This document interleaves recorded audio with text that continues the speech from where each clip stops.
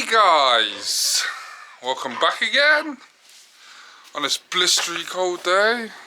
I can tell you what the temperature is in one momento. If you, it is -1 degrees here in sunny Guernsey.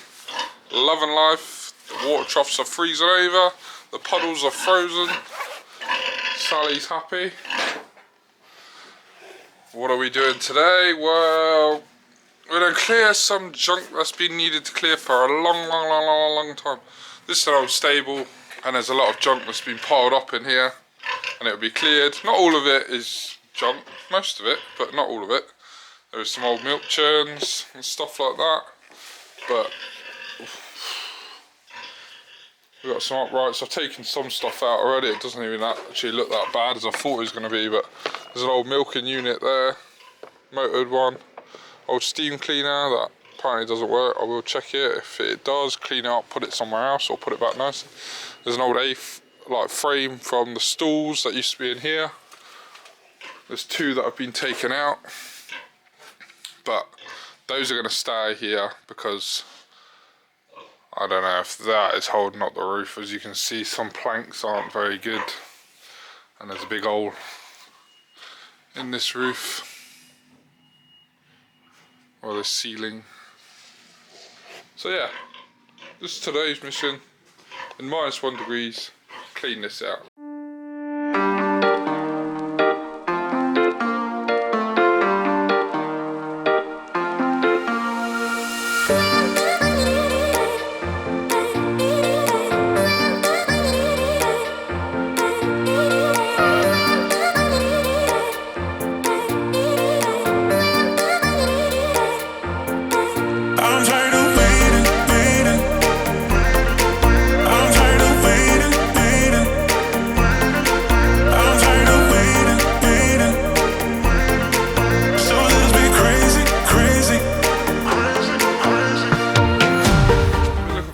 Feeder for ages. Oh, look at this. Put the head in there. You fill it from there. Beautiful. Give that a quick clean up. So that's all clean now.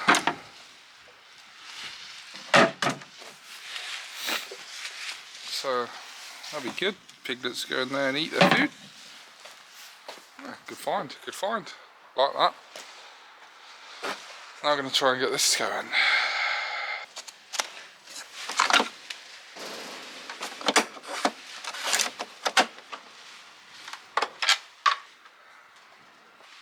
So I plugged it in, it blew the fuse in the plug straight away. So I stripped off the front panel, placed the fuse in the plug and get power in.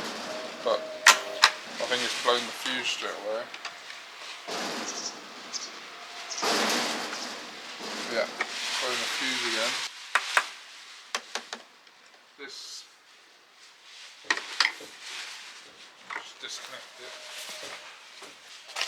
disconnected it. This is swollen. That's what I believe is common. The power comes in here into the switch. This switch sends power to this contactor or switch or whatever, and then it goes into this little energizer, well, this block and this energizer. This switch as well, for when you turn it on, this switch here turns this one on and also powers whatever further down. Yeah, I believe this fat thing's at fault. I doubt we're gonna repair it, but I just thought I'd test it. I'll just tell the old man, see what he says, and that might be the end of it. As you can see, it's been sat for a while, but it is handy to have. So, clearing this stuff out, but just going around to check the water troughs just to make sure they're iced over. I'll just tip this one out. But I don't know if you can pick it up on the camera, but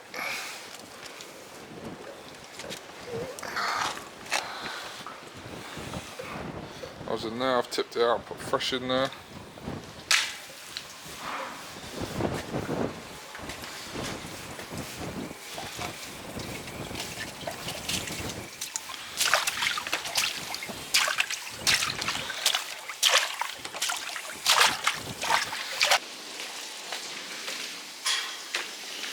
This one's fine, this one's not in the wind. Let's just check the heifers one at the top. I'm trying to do more of a, not a day in the life of, but show you guys. This is what we're doing on a freezing day. We're still going. And yeah, you see it, the whole.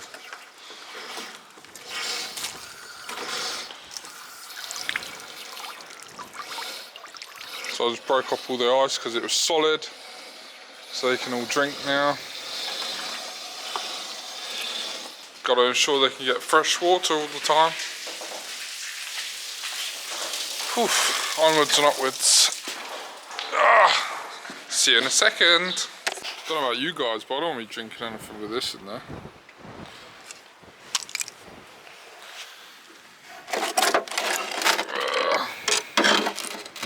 It's not a thin slab either.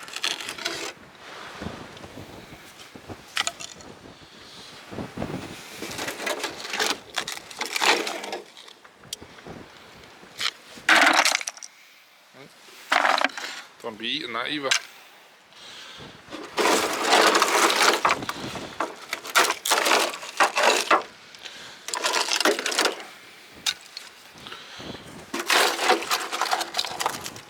Razor sharp.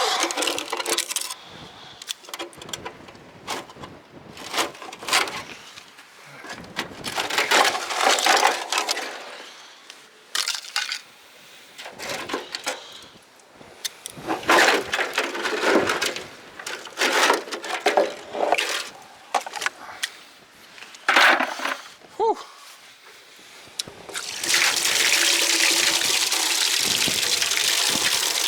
I would have liked to got the drone up today and just shown the farm. The wind is too strong today to have any drone footage.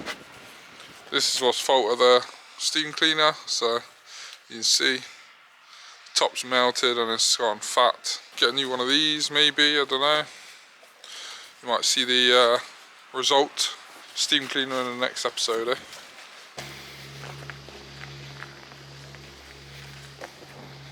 Fresh out the tank, guys.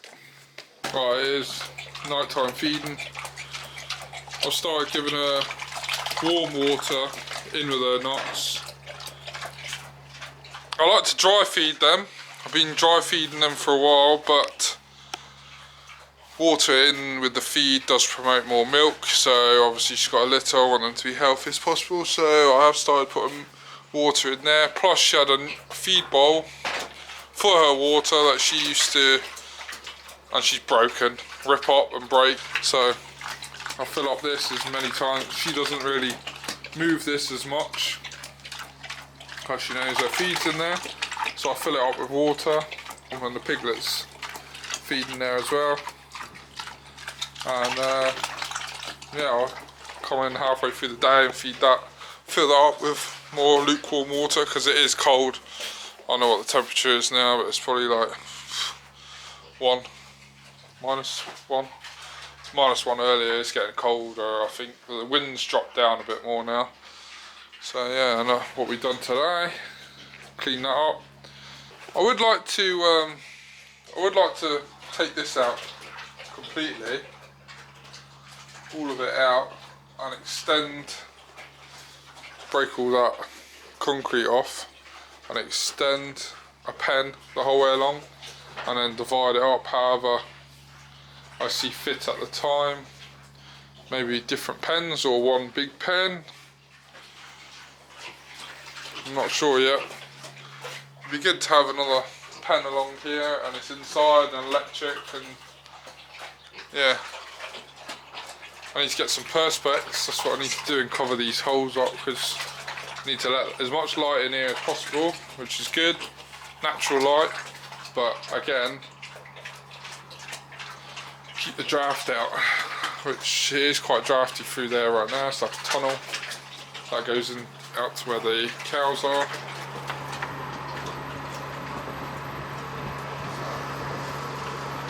Always something to do, you know, always something to do.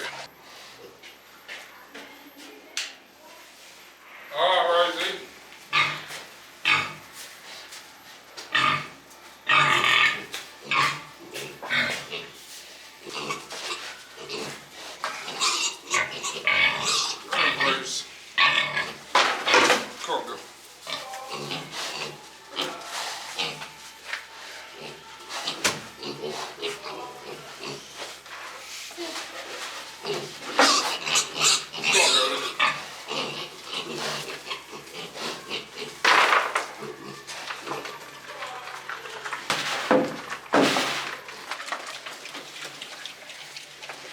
Little Thor, he was the smallest in the litter.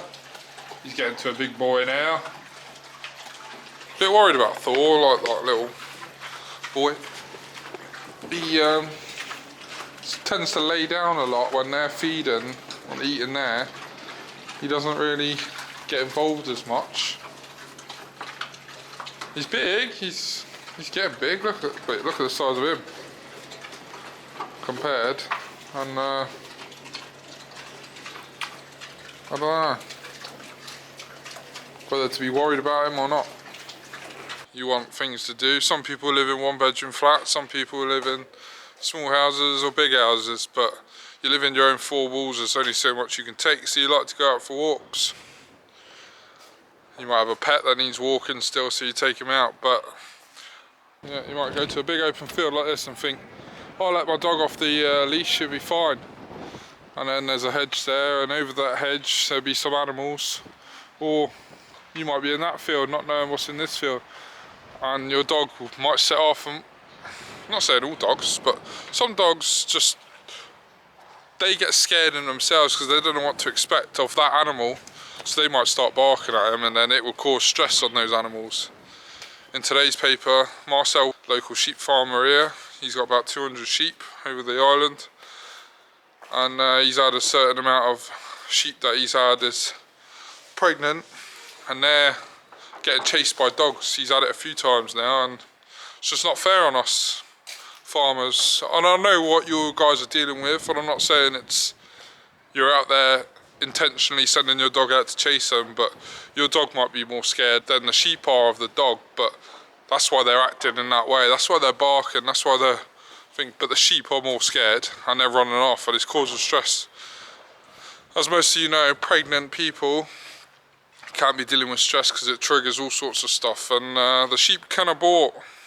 It happens. I'm not attacking dog walkers and dog owners here, because like Marcel said, he's got dogs that help him around the sheep hop. We used to have dogs here on the farm for years and years, but and we're looking to hopefully get dogs here in the future. As much as we can, we don't want to be losing any animals, and he doesn't want to be losing any animals. Like if one gets sick or whatever from that chase, and that costs him, no one else. So just think a little bit. Just wanted to say my bit, but I'm not attacking anyone. I'm just be more cautious next time, guys. Bambi's moved, guys. Just a little update. Talking about what Marcel must be going through with his sheep. Just one little heifer, one little calf she was.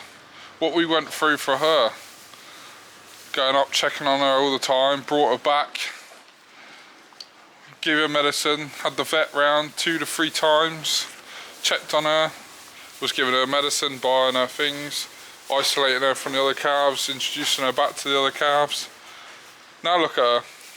It was so worth it. Look how fit, healthy she is, and turned into she's going to be a good cow one day. So it's the time and effort we put in. It would have been easy for us to be like, not improving, right, let's get the vet or whatever, and we'll put her down. But we don't, we persevere, we make sure our animals are looked after as best as we can.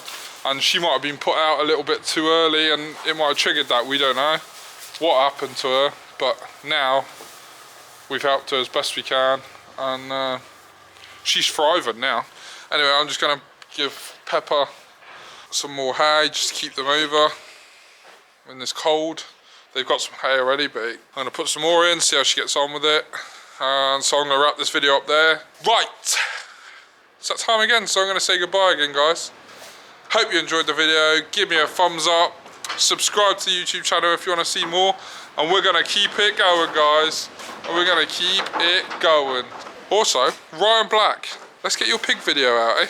Get that merch sold and get that pig video out for everyone to watch. Everyone wants to see what your pigs are doing. Cheers.